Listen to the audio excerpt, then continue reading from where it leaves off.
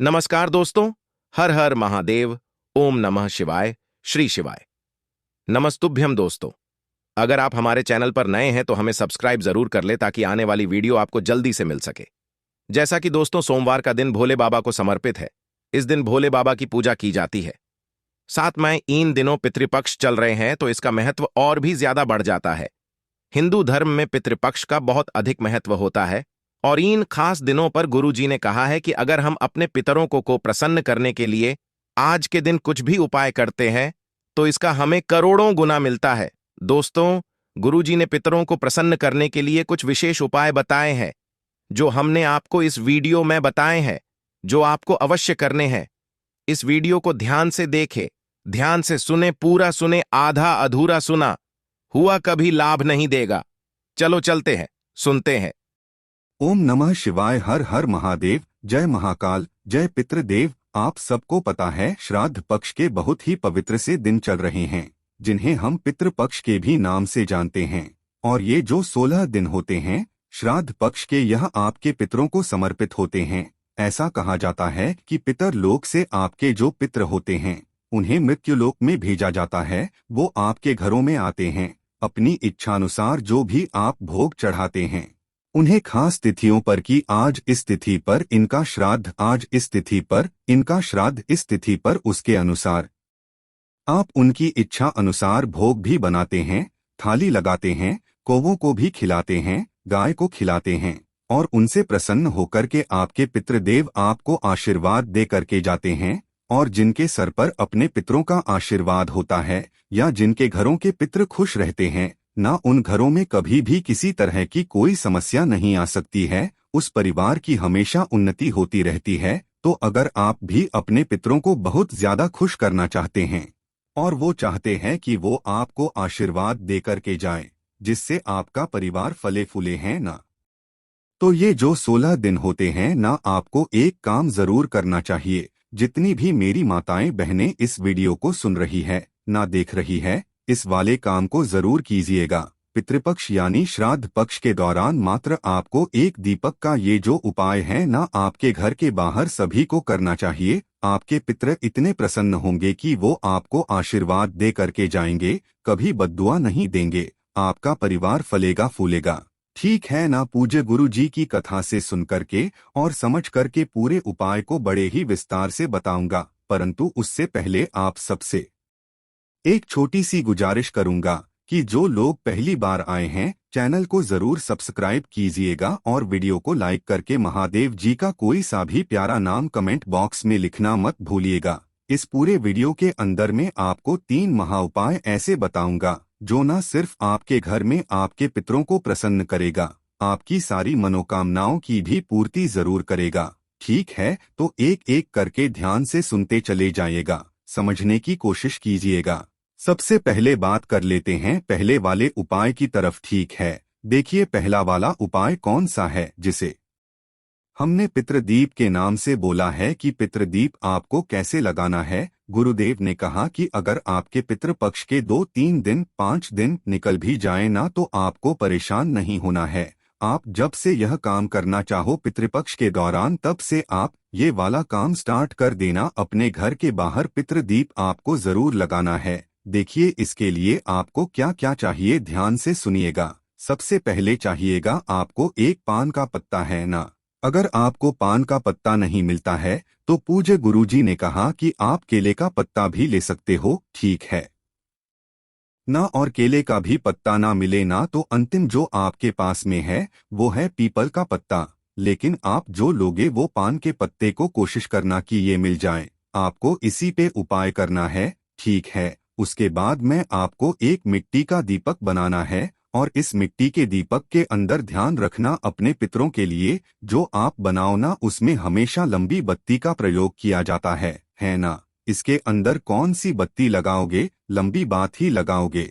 अब काफी सारे क्वेश्चन ये है कि भैया इसके अंदर घी भरना है, तेल भरना है, क्या भरना है। गुरुदेव ने बताया कि आपको जो है इसके अंदर गाय माता का घी भरना है। किसका? गाय का घी। लेकिन अगर आपको गाय का घी नहीं मिलता है ना, उस स्थिति में आपको सिर्फ और सिर्फ सरसों का तेल डालना है। इसमें इसके अलावा और किसी का भी तेल मत डाल देना, ना ही तिल का तेल, ना ही किसी का भी तेल। मात्र आपको सरसों का तेल या तो गाय का घी लेना। गाय का घी नहीं मिलता है तो भैंस का घी भी काम में मत लेना। फिर आप सरसों का तेल डाल देना। दोनों में से किसी का भी आप दीपक लगा सकते हो।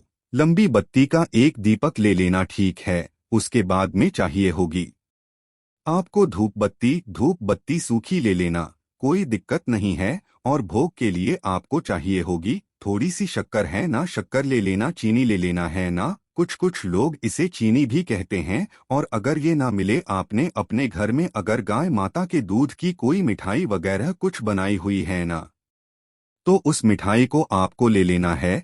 थोड़ा सा बस भोग के लिए ये कर लोगे आप। और इसी के साथ में ले लेना 2 लौंग, है ना, यानी कि लौंग का जोड़ा आपको लेना है। ध्यान रखना ऊपर का फूल भी होना चाहिए। ये 2 लौंग ले लेना, ठीक है। अब ये सारा काम हो गया। सुबह सुबह आप क्या करोगे, अपने पितरों को जो है भोग करोगे, ठीक है। सारा काम करोगे। शाम के समय पर आपको ये वाला काम करना है। अपने पितरों के लिए ऐसा नहीं है, एक ही पितर आपके समस्त पितरों के लिए ये होगा, ठीक है।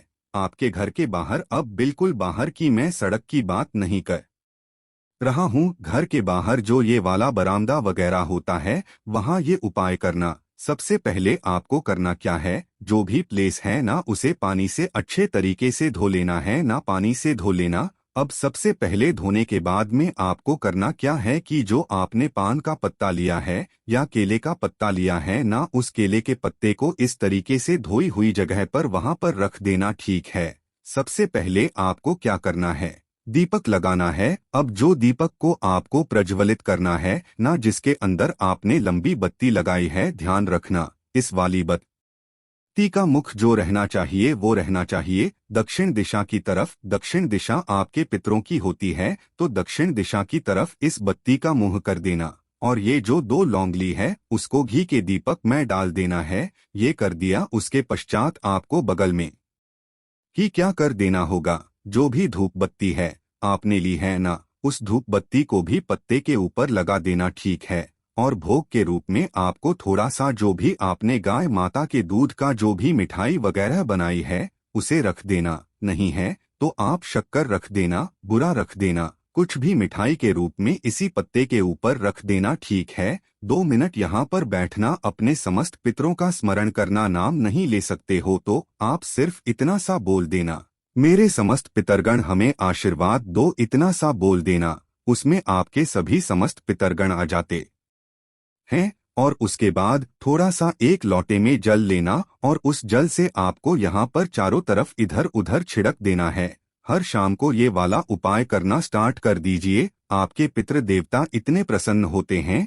ना इससे कि जैसे कि दूसरे दिन आपके किसी दूसरे पितरों का श्राद्ध होता है, तो वह जब भी आएंगे और इन सब चीजों को देखेंगे ना, तो उनका दिल वही से खुश हो जाता है। और वो खुश होकर के आपके परिवार में अंदर आने से पहले ही आपको आशीर्वाद दे देते हैं कि यह मेरा परिवार है और यह परिवार इतना मेरी वेट कर रहा है, मेरे लिए इतना पूजा कर रहा है ना।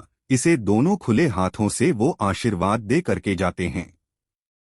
यही आशीर्वाद आपको चमका उठता है। यही वाला जो काम है ना, आपको डेली करना है शाम के समय पर, ठीक है। तो ये हो गया पहला काम। अब बात कर लेते हैं दूसरे वाले उपाय की तरफ। ये उपाय उनको करना है कि अगर आपके घर में बीमारियां बहुत ज्यादा है, मैं आपको पहले भी बता चुका हूं कि अगर आपके घर में बीमारियां बहुत ज्यादा हो रही है, शरीर में दर्द रहता है, किसी न किसी हिस्से में हमेशा कुछ ना कुछ बना हुआ रहता है ना।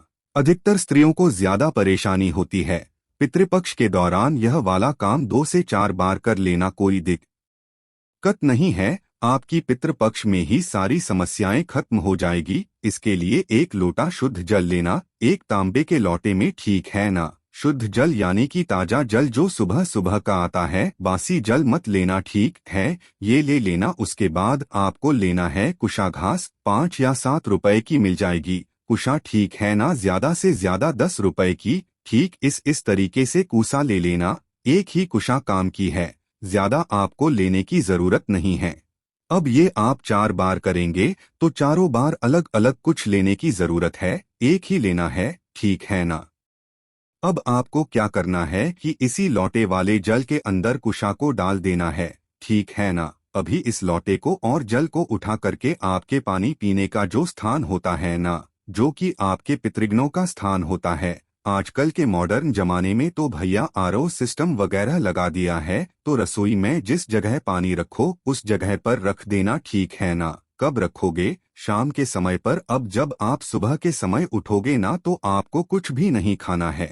सबसे पहले ना चाय पीना ना कुछ करना है, आपको इसी जल का ग्रहण करना है। दक्षिण दिशा की तरफ मुंह करके ध्यान रखना, दक्षिण दिशा की तरफ आपको मुंह करना है और अपने पितृगणों का स्मरण करते हुए इसके 7 घुट आपको जल पीना है। बस 7 घुट 2 से 4 बार पितृपक्ष में यानी श्राद्ध पक्ष में इस उपाय को करके देख लीजिएगा। आपके शरीर का सारा दर्द खत्म हो जाएगा, सारी बीमारियां खत्म हो जाएगी। और ये जो वाला उपाय है ना, इसे करना तो भूलिएगा मत, ये अपने आप में बहुत ही ज्यादा महत्व रखती है।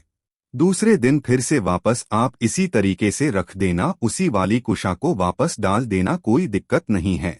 आपको हर बार के लिए अलग नई कुशा लाने की जरूरत नहीं है, ये वाला काम करना। तीसरा मैं आपको एक काम बताता हूँ जो कि बहुत ही ज्यादा अद्भुत है। आपके पितृ देवताओं का आशीर्वाद सदैव आपके घरों में बना रहना, तो ये वाला काम जरूर करना। क्या करना? एक कटोरी लेना, इस कटोरी के अंदर थोड़ा सा गंगा जल है ना, और बाकी का पूरी कटोरी को आपको अपने घर के शुद्ध जल से भर लेना है, ठीक है। ये काम कर लोगे, 2 से 4 बूंदे गंगाजल की डाल देना, इसी के अंदर डालनी होगी आपको, जो है ना। अब ध्यान देना, ये जो का जो उपाय होता है ना, पितृगणों के लिए जब भी किया जाता है, ये घर में संपदा को बढ़ाने के लिए होता है।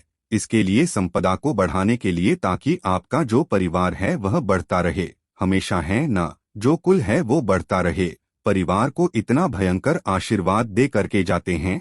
आपको जो के कुछ दाने इसी कटोरी के अंदर डाल देना है और पितृगणों के स्थान पर, पानी पीने वाले स्थान पर इस कटोरी को ढक करके रख देना है शाम के समय पर, ठीक है।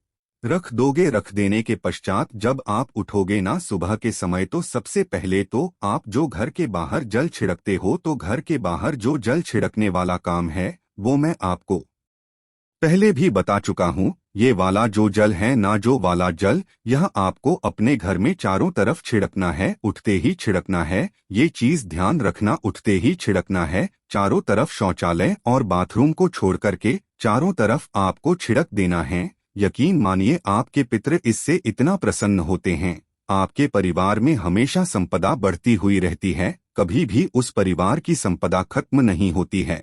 पूज्य गुरुजी का ये वाला अभी जो उपाय अब बहुत ही ज्यादा पितृपक्ष के दौरान जब से आप देख रहे हैं ना वीडियो, तब से करना स्टार्ट कर दीजिएगा। आपके पितर उसी में खुश हो करके आपको आशीर्वाद देकर के जाएंगे। गुरुजी ने जैसा बताया वैसा आसान भाषा में आपको बताने का प्रयास किया। वीडियो अगर पसंद आया हो तो लाइक जरूर करना, साथ ही साथ चैनल को सब्सक्राइब जरूर कीजिएगा। हम मिलते हैं आपसे अगले वीडियो में, तब तक के लिए ओम नमः शिवाय, जय महाकाल।